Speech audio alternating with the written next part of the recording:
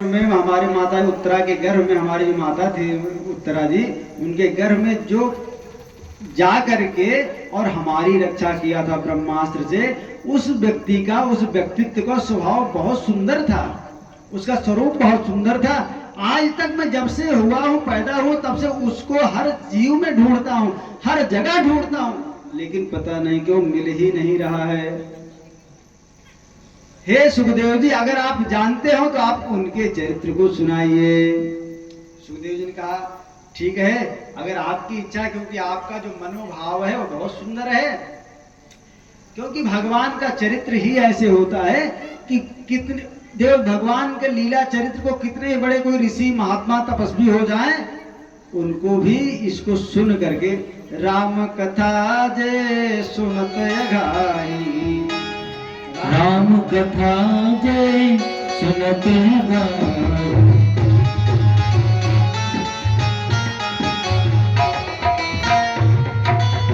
राम कथाएं सुनत अघाई, राम कथा जय सुनत गाई, राम कथाएं सुनत अघाई, राम कथा जय सुनत गाई।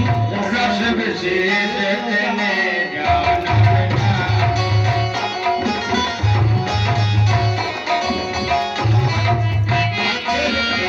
कैसा होता है, अच्छे लोगों का चरित्र कैसा होता है। राम कथा जे सुनत है, जिसने कहा कि अरे मैंने भगवान की कथा को बहुत सुना, ऐसे मैंने बहुत से सारे भागवत कथा सुना, ऐसे मैंने बहुत सत्यनारायण कथा सुना, ऐसे मैंने बहुत भजन सुना है, तो रस विशेष जाना त्रिनाई, ये समझ लेना चाहिए उसका अहंकार बोल रहा है, उसके खाली शब्द को उसने धारण तो कर लिया, लेकिन शब्द के मर्म को उसने जाना नहीं। साधु चरित शुभ चरित कपासु, साधु चरित शुभ चरित कपासु,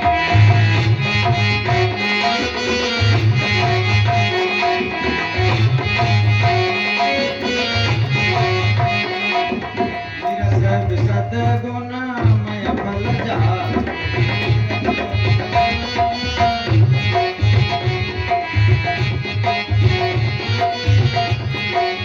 देखो, भक्त और भगवान के, सुखदेव जी कह रहे हैं दोनों के एक ही चरित्र होते हैं। भगवान में क्या है, सौंदर्यता है किसकी, स्वभाव की, और भक्त के चरित्र में क्या है, निर्मल मन है। साधु चरित्र शुभ चरित्र कपासु, देखो रुई, आप देखे ना रुई, कपास, कपास का स्वभाव क्या है, कपास का स्वभाव क्या, अगर आप उसको ऐसे मल करके और बना देंगे तो बत्ती बन जाएगी और दिन भर जलेगी, और वो कपास अपने आप को कितना धुनाती है, कपास को लोग कितना धुनते हैं, और धुन करके वो इतना मारने पीने के बाद क्या करती है, आपकी सेवा करती है। कैसे, ये जितना वस्त्र बनता है सब किससे बनता है, रुई से ही तो बनता है ना। तो साधु चरित शुभ चरित कपास, साधुओं का चरित्र कैसा होता है, उसी कपास के समान होता है कि अपने आप को क्या करते हैं, आपके दुख में सम्मिलित करके आपको सुख पहुंचाते हैं। तो हे परीक्षित जी, आपका स्वभाव कैसा है, साधु पुरुषों का स्वभाव है, और भगवान का स्वभाव कैसा है, निर्मल है। इसलिए आप दोनों लोग गुण और संग मुझे अच्छा लग रहा है, इसलिए मैं जरूर इस कथा को सुनाऊंगा। तब उन्होंने बताना प्रारंभ किया, क्या बताया,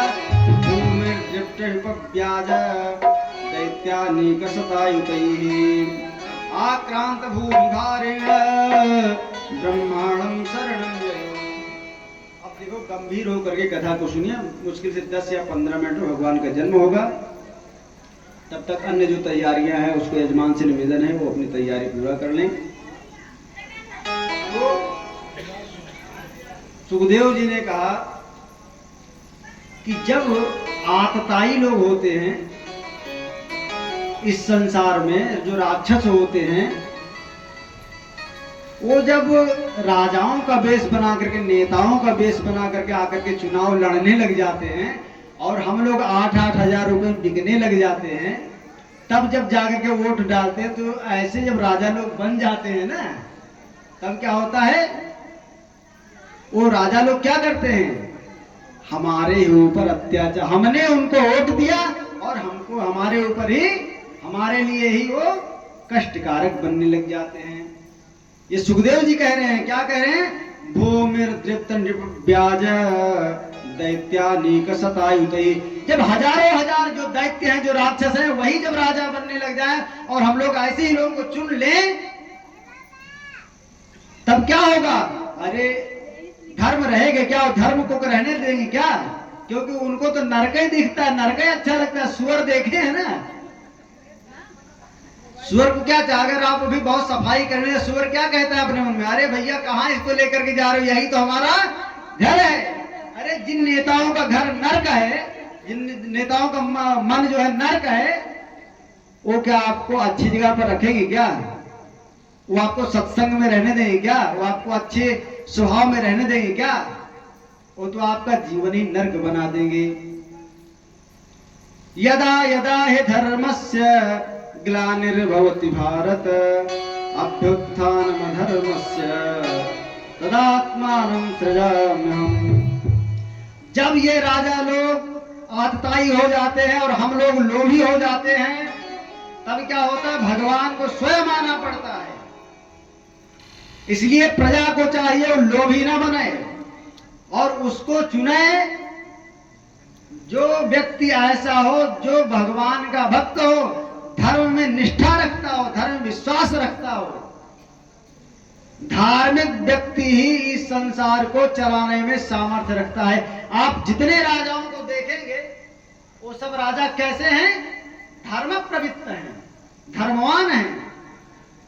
और जो लोग धर्म से च्युत हैं, वो कैसे हैं? हमेशा धर्म की हानि को पहुंचाने वाले हैं। हमने कितने कितने वर्षों तक इन आतताइयों का आक्रमण सहा, फिर भी हमारी आंखें नहीं खुल रही। ये सुखदेव जी के वचन हमारे नहीं है। इसी भागवत में लिखा, इसी मंत्र का अर्थ करूंगा तो बहुत टाइम लगेगा, इसलिए मैं इसको संक्षेप में आपके ऊपर घटा करके संक्षेप में लेकर के चल रहा हूं। तो कहा कि हम लोगों को लोभी नहीं बनना चाहिए, और जब हम लोग लोभी नहीं बनेंगे तब क्या होगा? अच्छे व्यक्ति आएंगे। और जब हम लोग लोभी बन जाते हैं, तब कंस जैसे लोग उपद्रव करने लग जाते हैं। कंस का उपद्रव इतना बढ़ा कि पूरी पृथ्वी, कंस और उसके साथ जो जरासंध इत्यादि उसके जो मित्र थे, उनका उपद्रव इतना भयंकर हो गया कि पूरी पृथ्वी त्राहिमाम त्राहिमाम करने लग गई। पृथ्वी देवी गौ का रूप धारण करके देवताओं के साथ मिलकर के जाकर के भगवान से प्रार्थना किया। भगवान से प्रार्थना करने कोई भजन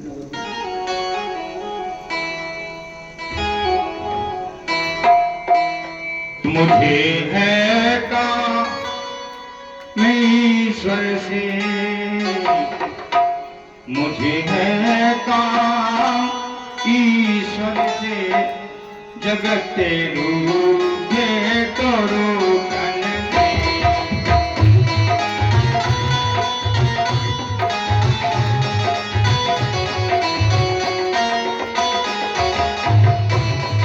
सभी लोग मीठी मीठी तालियों का सहयोग करके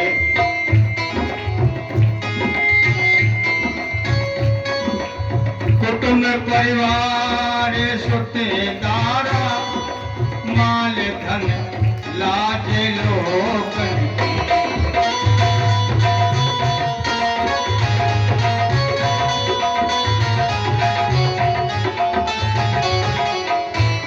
प्रभु का भजन करने में, प्रभु का भजन करने में अगर छूटे तो छूटन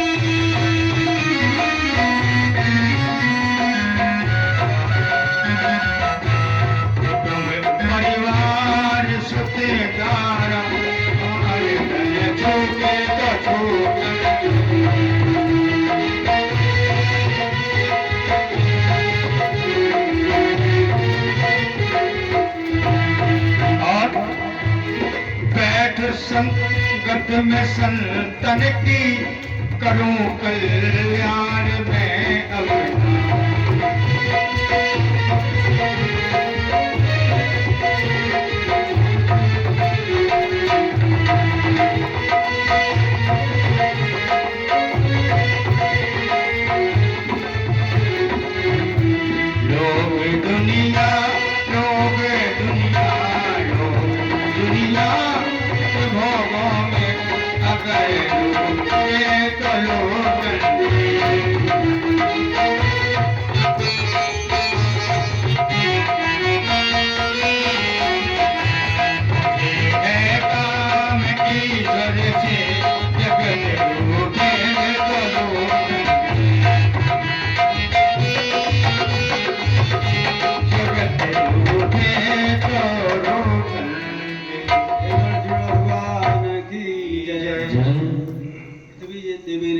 भगवान से प्रार्थना किया, देवताओं के साथ मिलकर के भगवान ने आश्वासन दिया कि हे देवी, अब आप अपना जो संशय युक्त मन है उस संशय को त्याग दीजिए और मैं ही वसुदेव के यहाँ पुत्र के रूप में जन्म लूंगा। और ये जो देवता लोग हैं, देवता लोगों को आदेश दिया कि आप लोग जाकर के जो गोकुल है, जो मथुरा है, जो वृंदावन है, वहां सब जगह जाकर के आप लोग राजाओं का वेश बना लीजिए। वहां जाकर के आप स्वयं उपस्थित हो जाइए, क्योंकि आने वाले समय में आपकी जरूरत हमको पड़ेगी। ये जो नंद इत्यादि बाबा, नंद बाबा इत्यादि हैं, वसुदेव इत्यादि हैं, ये सब क्या हैं? सब देवता ही हैं। ये सब देवता हैं, ये कोई साधारण व्यक्ति नहीं है। भगवान ने आश्वासन दिया कि देवी आप जाओ, मैं आपके दुख को समझ रहा हूं और आपके दुख को मैं दूर कर दूंगा। पृथ्वी देवी आई, वहां से लौट करके आ गए। देवता लोग आए, सब जगह अपना अपना रूप धारण, कोई नंद बना, कोई वसुदेव बना, कोई देवकी बना, कोई रोहिणी बना। इस प्रकार से सभी लोगों ने अपना अपना अवतार ग्रहण किया। और कंस इत्यादि भी आए, और कंस का तो इतना भयंकर उपद्रव था कि उसके उपद्रव के कारण से ही ये सब पूरी जनता परेशान थी। कंस की एक बहन थी देवकी। देवकी का पाणिग्रहण संस्कार के लिए सारी व्यवस्थाएं की गई। पाणिग्रहण संस्कार हुआ देवकी का। उसके बाद जब वो वसुदेव जी के साथ में देवकी जी को कंस विदा करने लगा, तो इतना कंस खुश था कि मैं अपनी बहन को विदा करने के लिए लेकर के जा रहा हूं। उसने कहा मैं अपनी बहन को स्वयं लेकर के जाऊंगा उसके घर तक पहुंचाने के लिए। अब प्रजा जहां पर उपस्थित हो, वहां अगर कोई दुष्ट व्यक्ति ऐसे दया भाव दिखाने लग जाए, प्रजा को ऐसे लगता है बड़े अच्छे व्यक्ति हैं ये, तो प्रजा को संतुष्ट करने के लिए, प्रजा को खुश करने के लिए उसने ये सब उद्यम किया। और जैसे उसने रथ पर बैठा, देवकी और वसुदेव जी को बैठाया, तुरंत आकाशवाणी हुई, हे दुष्ट, इसी के 8वें पुत्र से तुम्हारे जीवन का अंतिम समय होगा।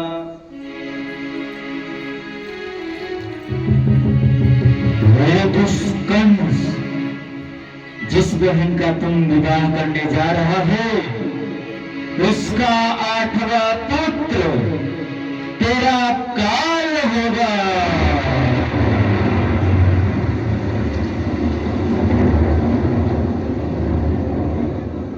और जब यह आकाशवाणी कंस ने सुना, तब तो दुष्ट लोग जो होते हैं उनका जो चरित्र होता है, जैसे ही वो कहीं अपने विषय में सुनते हैं तुरंत तो प्रकट हो जाता है। ज्यादा देर तक अपनी दुष्टता कोई छिपा नहीं पाता है। तुरंत ही वो रथ से उतरा और देवकी जी के बाल को पकड़ लिया और नीचे गिरा लिया। तो अपना खड्ग निकाला, तलवार निकाला, गले काटने के लिए। तुरंत वसुदेव जी ने कहा, हे कंस, हे भैया,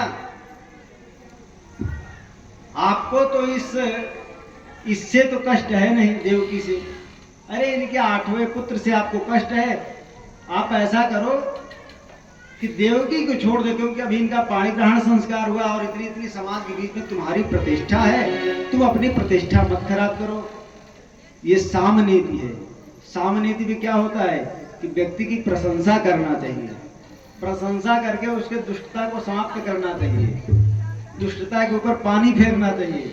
वसुदेव जी ने सामनीति का उपयोग किया, प्रयोग किया और कहा महाराज इसके 8वें पुत्र से आपको कष्ट होगा तो मैं ऐसा करता हूं, इसको जिसके जितना पुत्र होंगे मैं ले आकर के आपको दे दूंगा और आप उसके साथ जो चाहे सो करना। तो कल से जानता था वसुदेव जी झूठ नहीं बोलते, कल से जानता था वसुदेव जी झूठ नहीं बोलते।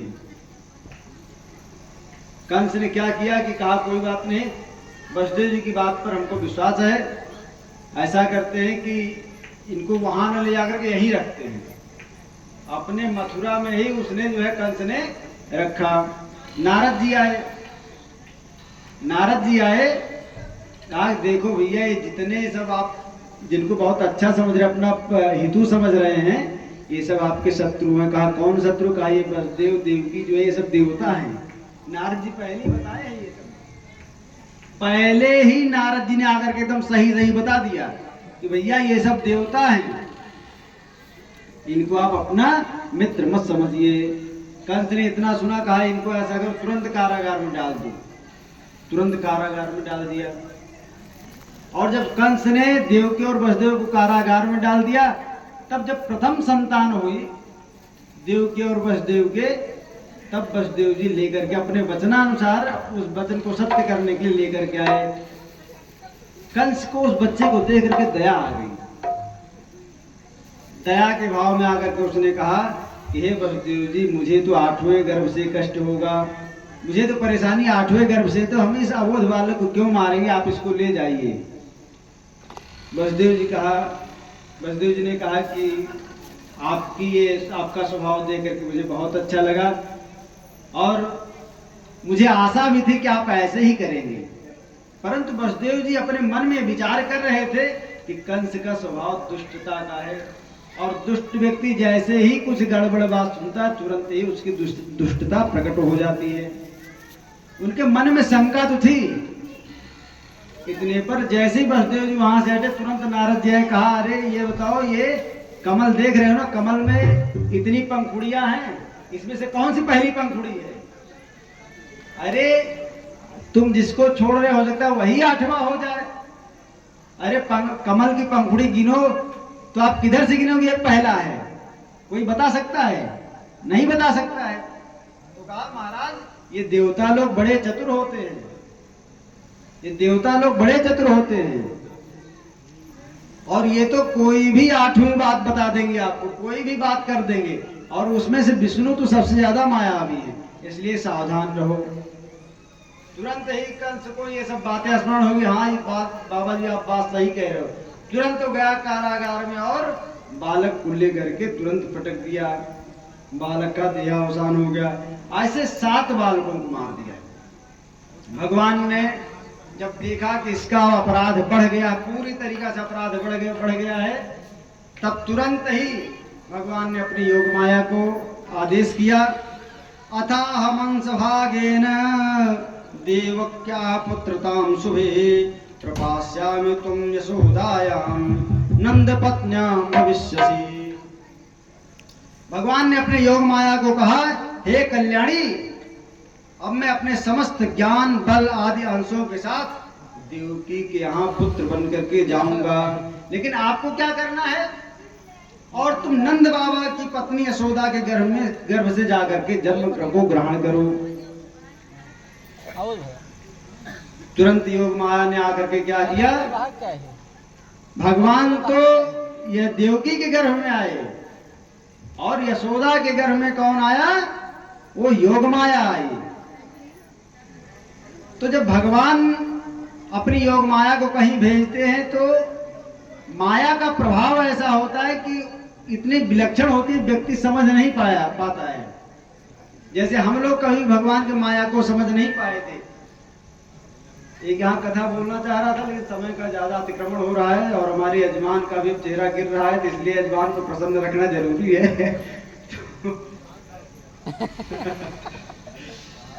तो योग माया इतनी प्रबल होती है कि उस योग माया से सब कोई प्रभावित हो जाता है। योग माया ने यशोदा के गर्भ में आकर के अपना जीवन ग्रहण किया, गर्भ में प्रवेश किया, और देवकी गर्भ में भगवान आए।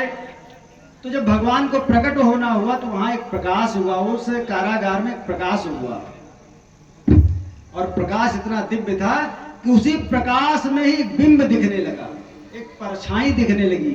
उस परछाई में धीरे धीरे क्या हुआ, भगवान चतुर्भुज रूप में प्रकट हो गए। जब भगवान चतुर्भुज रूप में प्रकट हुए, अब तो वसुदेव और देवकी ने देखा कि भगवान चतुर्भुज रूप में आए हुए हैं। तो भगवान ने कहा कि वसुदेव और देवकी दी, आपको याद है ना, मैंने आपको आशीर्वाद दिया था जब आप मनु और शत्रुपा थे, तो मैंने आपको आशीर्वाद दिया था मैं तुम्हारे गर्भ से उत्पन्न हो जाऊंगा, मैं तुम्हारे यहाँ पुत्र बन करके आऊंगा। और वही वचन को सिद्ध करने के लिए मैं आज आया हूं, और अब आपको कोई भी संशय नहीं होगा, मैं आपके सारे दुख को दूर कर दूंगा।